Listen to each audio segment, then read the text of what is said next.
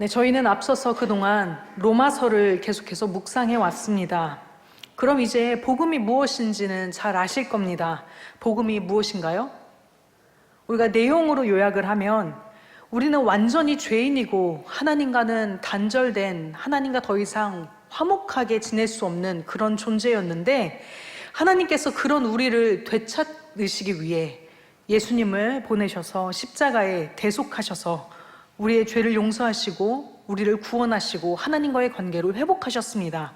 이 내용이 로마서 1장부터 3장까지 자세히 설명이 되어져 있고, 그리고 로마서 4장에서는 아브라함이라는 한 사람을 통해서 복음이 어떻게 이루어지는가를 한 사람의 경우를 통해 예를 들어 설명해 주었습니다. 그렇게 복음이 이제 다 설명이 되었는데, 그런데 오늘 본문인 로마서 5장은 이제 대상을 바뀌어서 우리에게 도전합니다. 로마서 5장 1절 말씀을 함께 읽어보겠습니다. 시작. 그러므로 우리가 믿음으로 의롭다 하심을 받았으니 하나님과 화평을 누리자. 로마서 5장 1절은 그러므로 우리가로 시작합니다. 그러므로 우리가, 이제 우리 차례라는 것입니다.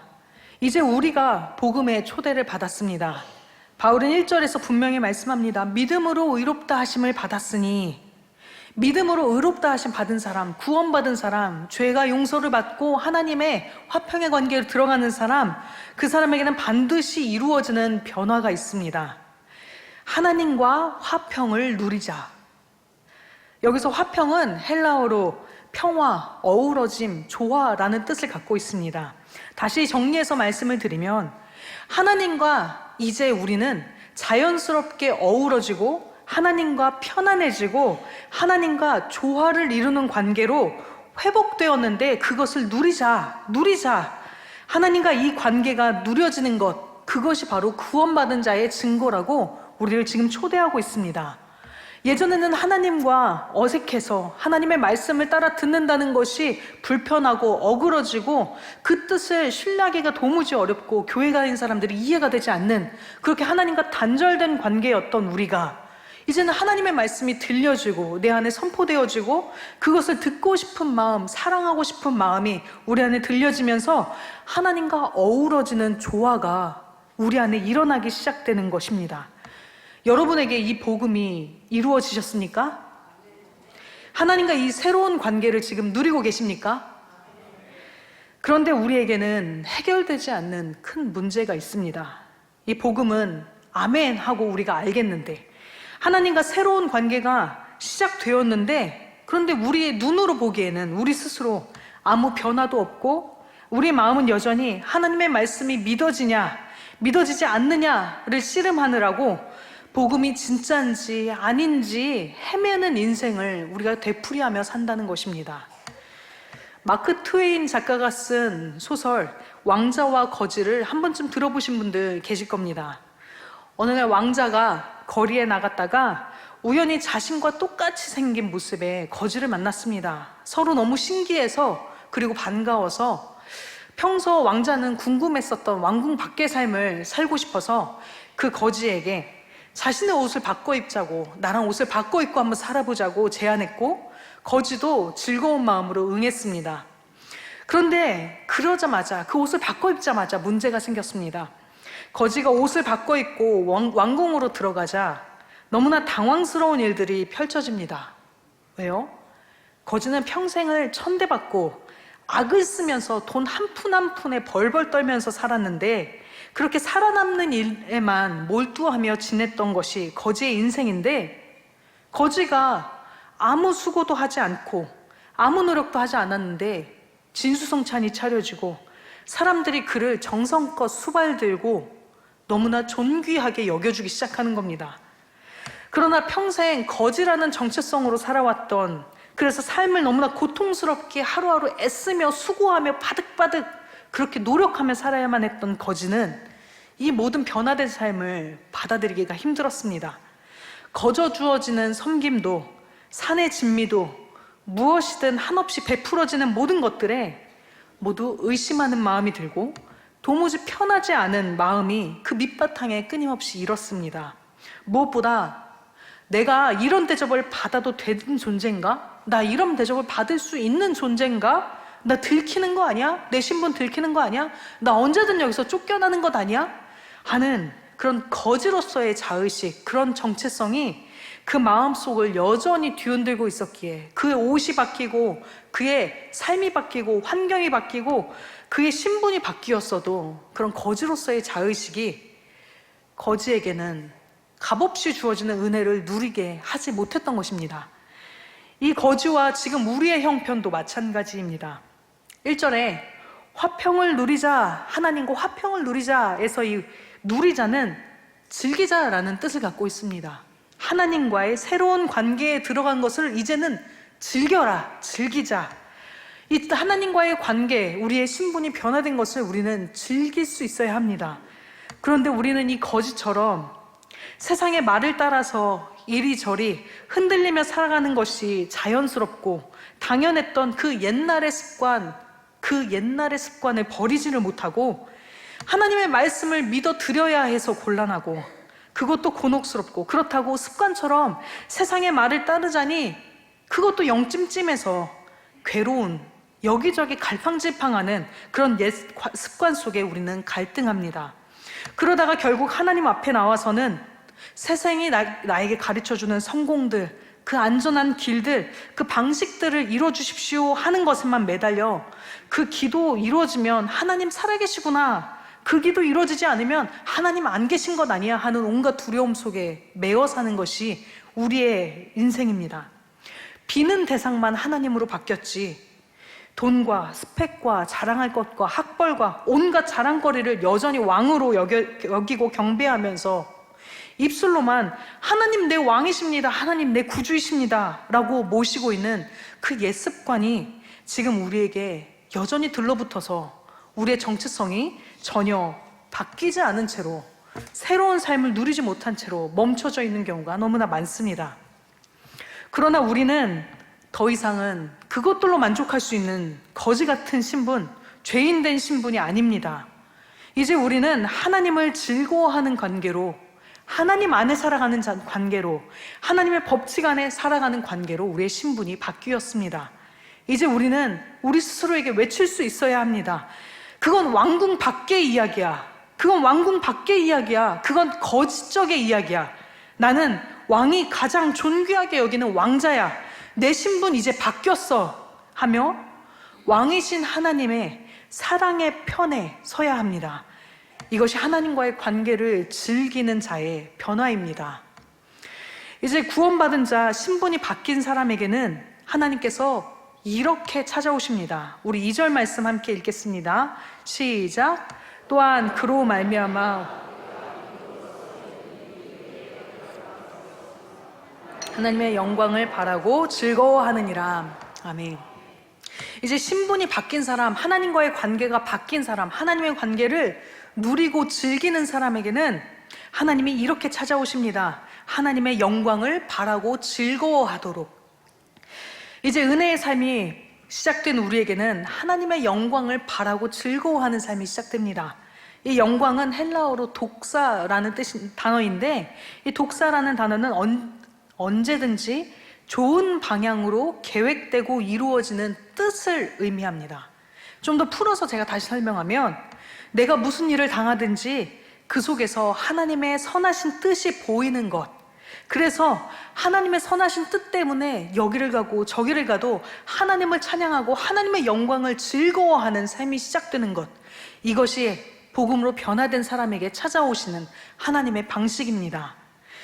잠시 저의 이야기를 드리는 것을 이해해 주시기를 바랍니다. 저에게는 우스갯소리지만 탄생 설화가 하나 있습니다. 여러분들에게도 태어나시며 그런 설화쯤은 하나씩 있으실 텐데요. 저에게는 저희 어머니께서 처녀적에 아주 많이 편찮으셨습니다. 몸이 많이 약하셨거든요. 그래서 죽을 고비를 몇 차례 넘기시고 이제는 정말 죽겠다 하는 병에 걸리셔서 정말 죽을 날을 기다리신 적이 있었습니다. 그런데 그 당시에는, 그 옛날에는 어느 산속에 기도하면 정말 다 치유가 일어나더라 하고 유명한 소문이 난 그런 분들이 계시잖아요. 그렇게 기도하면 치유가 일어난다는 장로님의 소문을 듣고 당시에 신앙생활도 하지 않았던 저희 이모들과 외가 가족들이 저희 어머니를 지푸라기 잡는 심정으로 그분 앞에 모셔갔습니다. 그런데 저희 어머니가 그분 앞에 기도를 받자마자 정말로 그 즉시 그 죽을 병이 나았습니다. 그 일로 어머니께서는 예수님을 영접하셨습니다. 그런데 저희 어머니가 그렇게 치유를 받고 이제 다시 산을 내려와서 일상생활을 시작해야 되는데 그 산을 내려와서 삶을 사는 게 너무나 두려우신 겁니다. 왜냐하면 몸도 여전히 너무나 연약하고, 그래서 몸의 연약함 때문에 결혼하기로 약속했던 사람과 헤어졌고, 그러면 나는 점점 나이가 들어가는데 다른 사람처럼 이 삶을 영위하면서 살아갈 수 있을까 하는 염려와 근심과 걱정이 저희 어머니를 가득 올가맨 겁니다. 그래서 이 내용을 털어놓고 그 장로님과 어머니께서 작정하고 기도를 시작하셨습니다. 몇 날 며칠을 기도하다가 장로님께서 기도 중에 하나님의 약속을 받으셔서 저희 어머니에게 나눠주셨습니다. 그 기도의 약속의 내용은 이것이었습니다. 걱정하지 말고 내려가라. 내려가면 결혼도 할 것이고, 그리고 하나 약속을 주셨는데요, 자녀를 2명을 낳을 것인데 첫째가 딸이고 둘째가 아들이다. 그러니 걱정하지 말고 내려가라 라고 하신 겁니다. 정말로 저희 어머니는 아멘하고 산을 내려오셨는데, 내려오고 얼마 되지 않아서 저희 아버지를 만나서 한 달 만에 결혼을 하시고 딸과 아들을 낳으셨습니다. 저희 어머니는 첫째를 임신하자마자 저일 줄 아시고 딸을 낳을 줄 아시고 정말 딸을 낳을 준비를 하셨다고, 믿음으로 딸을 낳을 준비를 하셨다고 합니다. 저는 그동안 여기까지만 이야기를 들으면서 야, 참 신기한 일이 있었구나 하며 생각하며 살아왔었는데, 어머니께서 정말 몇 년쯤 전에야 그 뒷얘기가 있다는 걸 저에게 알려주셨습니다. 그 장로님께 받은 응답이, 첫째는 그렇게 자녀를 낳을 것이고, 둘째가 있었는데 두 번째 응답은 첫째가 잘 될 것인데, 그 첫째가 잘 돼서 부모님에게 잘할 만큼 잘 될 것이다 라는 그런 약속을 받고 내려오신 겁니다. 여러분 부러우시죠? 이런 응답을 기도 중에 하나님께 받는다면 얼마나 든든하시겠습니까? 그 인생이 얼마나 든든하겠습니까? 네, 저희 어머니께서 평생을 이야기하지 않으시다가 그 이야기를 몇 년 전 되어서야만 그제 생각나셨다는 듯이 저에게 말씀하셨습니다. 그래서 저는 그 이야기를 듣고 수년 동안 이렇게 생각하며 살았습니다. 그럼 나 언제 잘 되지? 그런데 아무리 생각해봐도 목사가 잘 돼봤자 잘 될 방법이 없는데 로또를 사야 되나? 이게 응답인가? 이런 생각을 하면서 지냈습니다. 그런데 얼마 전에야 제가 이 응답의 뜻이 무엇인지를 알게 되었습니다. 바로 제가 이 잘 될 약속을 받은 저희 첫째, 제가 세상을 바라보는 눈이 바뀌어 있는 겁니다. 저에게 조금이라도 좋은 일이 생기고 좀 넉넉해지거나 좋은 선물을 받게 되면, 와, 하나님 정말 나한테 잘해주시네. 야, 나 진짜 잘 되게 해주실 건가 보네. 나 정말 잘 되네.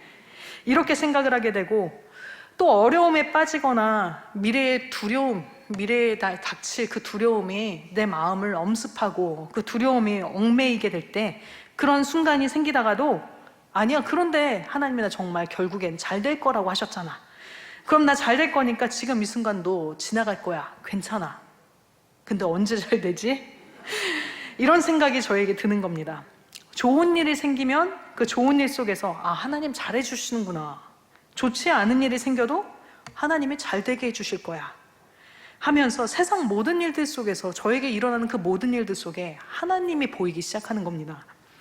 모든 작은 것들 속에서 나를 돌보시는 하나님의 사랑이 보이고, 하나님께서 저를 세상의 소리로부터 싸매셔서 온갖 세상의 위협 속에서도 너는 그 법칙 아래 다스려지지 않는다, 너는 하나님의 법칙 아래 있다 하는 이 확신이 저에게 복음으로 이루어지고 있는 변화였습니다.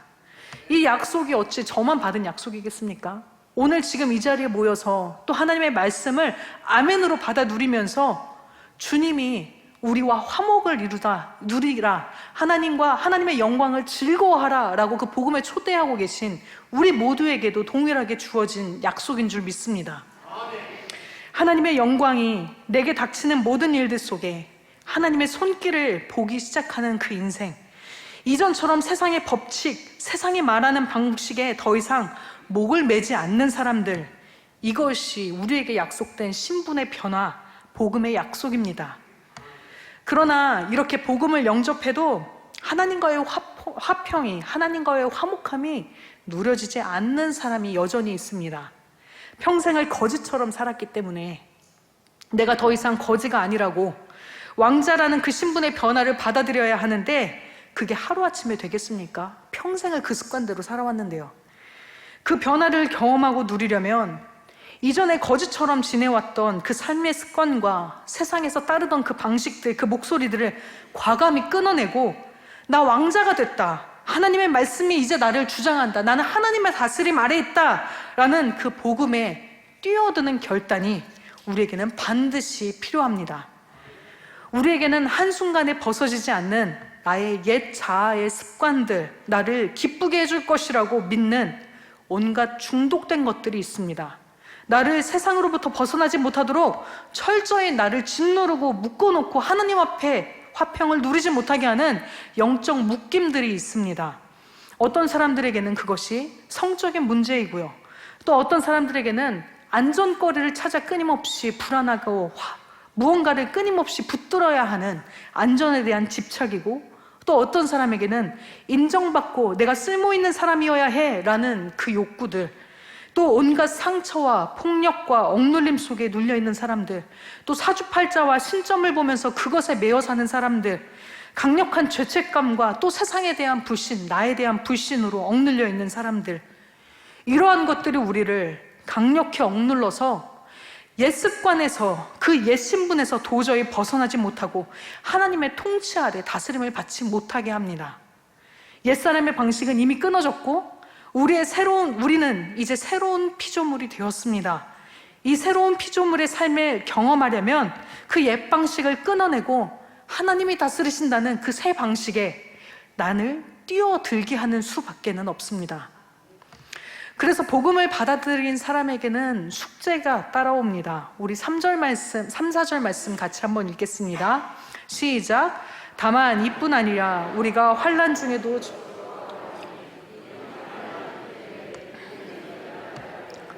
소망을 이루는 줄 알미로다. 아멘.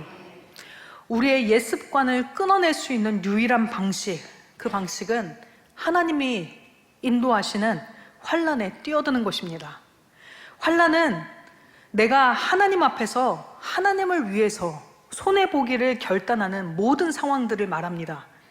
하나님과의 관계를 위해서 세상의 방식을 끊어내는 모든 결단과 순종은 마침내 하나님을 즐거워하는, 우리에게 약속된 새로운 삶을 누리게 하는 소망으로 우리를 인도합니다. 환난은 우리가 더 하나님의 뜻, 하나님의 영광을 보기를 즐거워하게 하면서 하나님을 고통스러운데 더욱 하나님을 따르고 싶어하는 마음으로 우리를 계속해서 나아가게 하고 그 어려운 지경들을 인내하며 견디게 합니다. 그런 인내의 경험이 쌓이고 쌓이면 연단을 이루는데, 나의 길 오직 그가 아시나니 그가 나를 단련하신 후에는 내가 정금같이 나오리라 하셨던 그 고백처럼, 환난은 우리를 묶어두고 꼼짝 못하게 하던 세상의 지배, 내 안에 거짓된 목소리들로부터 벗어나서 우리가 진짜로 나의 존재가, 나의 신분이 세상으로 다스려지는, 세상 속에 살던 거지같이 살아야만, 그렇게 세상에 묶여서 빌어먹으며 살아야만, 그래야만 살 수 있을 거라고 세상에 묶여지는 거짓된 신분, 거짓된 목소리로부터 우리의 신분이 변했다는 것을 경험하도록 환난은 우리를 단련시킵니다. 이런 자기 포기, 나의 옛 습관들에 대한 완전한 거절, 이제 그 뜻, 그 소리 따르지 않겠다라는 거절들, 그것이 거듭될수록 우리는 하나님을 더욱 소망하게 되고 완전히 하나님만이 나를 다스려 주시기를 더욱 소망하며 그 길을 즐거워하게 됩니다. 다시 한번 저의 이야기를 드리는 것을 좀 넉넉한 마음으로 양해해 주시면 좋겠습니다. 저는 우리 교회에서 사역한 지 올해로 10년이 되었습니다. 어느덧 벌써 이렇게 10년이 되었는데요. 10년 전에 신대원을 막 졸업하려던 그 시기에 저는 우리 교회에 이렇게 일주일 내내 지금처럼 출근하고 있는 전임 사역자가 아니라 주일날에만 출근해서 그 어린이 부서를 돌보기만 하면 되는 그런 교육전도사로 처음 부임했습니다. 그때까지는 신대원을 졸업하면서 내가 앞으로 목사가 돼서 교회에서만 생활한다는 것이 직업적으로 내 평생을 안전하게 해줄 수 있을 것 같지 않아서 너무나 불안하고 염려되었고, 그래서 사실 저의 내면 속에 있는 강력한 목소리는 나는 불안해, 이 삶은 불안해, 나는 안전한 것을 찾아야 해 였습니다. 그래서 주중에는 심리상담학을 공부해서 직업을 갖고, 주일에는 전도사도 하면서 하나님도 만족시켜드리고 저의 안전거리도 확보하기를 그렇게 구상을 하고 계산을 하고 신대원을 졸업했습니다. 그렇게 우리 교회에 온 지 얼마 되지 않아서 담임 목사님께서 어느 날 저를 부르시더니 전임 사역 자리가 생겼는데 사역해보지 않겠냐라고 저에게 제안을 하셨습니다. 제가 뭐라고 말씀을 드렸을까요? 네, 저는 이런 지하에 거절했습니다. 왜냐면 저는 제 길을 가야 했기 때문이거든요.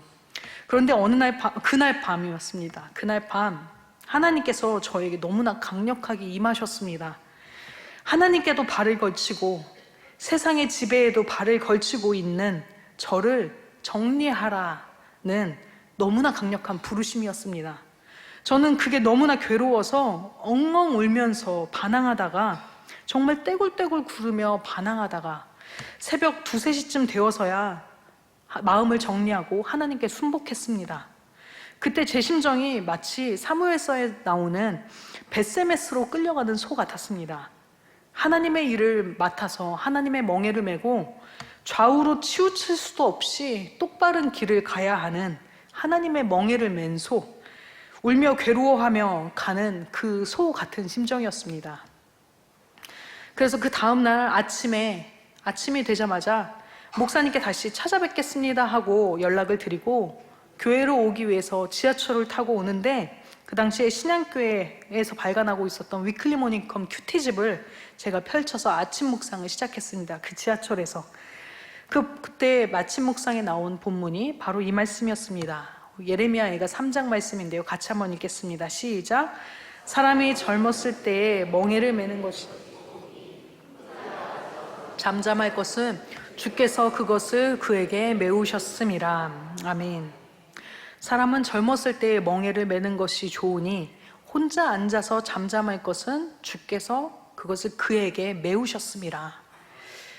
지금 내가 맨 이 멍에가 하나님이 메우신 멍에가 맞구나. 젊은 시절에 지금 나는 그것을 메워야 하는구나 하며 하나님 앞에 잠잠히 있을 것을 하나님께서 다시 한번 도장처럼 쾅쾅 제 마음속에 찍어내신 순간이었습니다. 그리고 이곳에서 우리 신양교회에 와서 전임으로 사역을 하면서 10년의 세월이 흘렀습니다. 성도님들이 보시기에는 저에게는 그냥 항상 있었던 사람이니까 변화가 별로 보이지 않으실 수 있겠지만, 저는 이곳에서 아주 혹독한 시절을 보냈습니다. 단 1년도 마음 편안하게 그냥 흘러가는 날들이 없었습니다. 이 교회에서 하나님은 저를 철저하게 고독과 외로움과 씨름하게 하셨습니다.